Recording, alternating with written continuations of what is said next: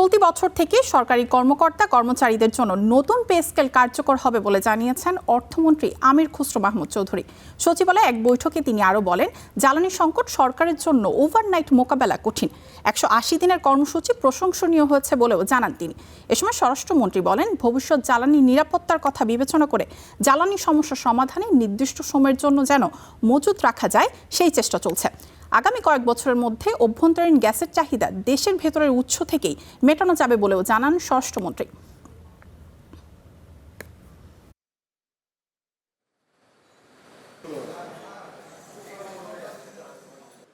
কমিশনের অনেকগুলো দিক আছে, তো আমরা সবগুলো বিবেচনা করছি এবং আজকে আমরা আলোচনা হয়েছে, দীর্ঘ আলোচনা হয়েছে, আরও অধিকতর আলোচনার প্রয়োজনীয়তা আছে বিধায় আজকে পরে আমরা আবার বসবো, যখন ফাইনাল হবে তখন আপনাদের সামনে উপস্থাপন করব। এবছরের মধ্যে হবে, সবই হবে।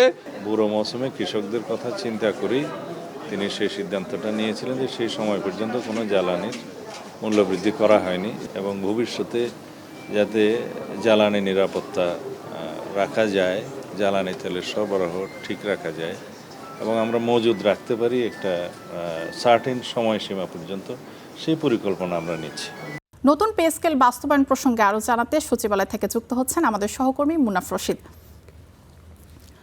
মুনাফ, আপনি সচিবালয়ে আছেন, পে স্কেল কি শতভাগ বাস্তবায়ন হবে কিনা কি জানালেন অর্থমন্ত্রী, আমাদেরকে জানাবেন। মূলত যে 6টা বিভাগের জন্য পে স্কেল বাস্তবায়ন করবে সরকার, তার মধ্যে সর্বশেষ মিটিংটি ছিল আজকে। এর আগে 5টি বিভাগের যে মিটিং হওয়ার কথা ছিল সেগুলো হয়ে গেছে। আজকে জুডিশিয়ারি বিভাগের জন্য যে পে স্কেল সেটির মূলত বৈঠক ছিল, সর্বশেষ বৈঠক, এবং এই বৈঠকের পরে এই বৈঠকে উপস্থিত ছিল অর্থমন্ত্রী, স্বরাষ্ট্রমন্ত্রী, আইনমন্ত্রী, জনপ্রশাসন প্রতিমন্ত্রী সহ আরও বেশ কয়েকজন মন্ত্রী উপস্থিত ছিলেন। তো অর্থমন্ত্রী যেটি বলেছেন যে এই অর্থ বছরের মধ্যেই পে স্কেল বাস্তবায়ন হবে।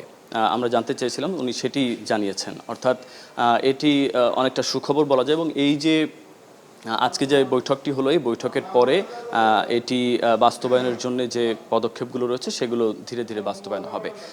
এর বাইরে কোন হারে, কত পার্সেন্টেজ শতাংশে এটা বাস্তবায়ন হবে এবং কোন কোন ধাপে বাস্তবায়ন হবে, এগুলো কিন্তু উনি আজকে কোনো জবাব দেননি। উনি বলেছেন যে এর আরও যে বিষয়গুলো আলোচনার পর্যায়ে রয়েছে সেগুলো আলোচনা হলে একটি সিদ্ধান্ত জানানো যাবে। তবে আমরা সাধারণত জানি যে এর আগে সরকারের পক্ষ থেকে, অর্থ মন্ত্রণালয় থেকে বা অর্থমন্ত্রীও জানিয়েছিলেন যে 2 ভাগে এটি বাস্তবায়ন হবে। প্রথম ভাগ এই অর্থ বছরে বাস্তবায়ন হবে এবং পরবর্তী অর্থ বছরে দ্বিতীয় ভাগ বাস্তবায়ন হবে।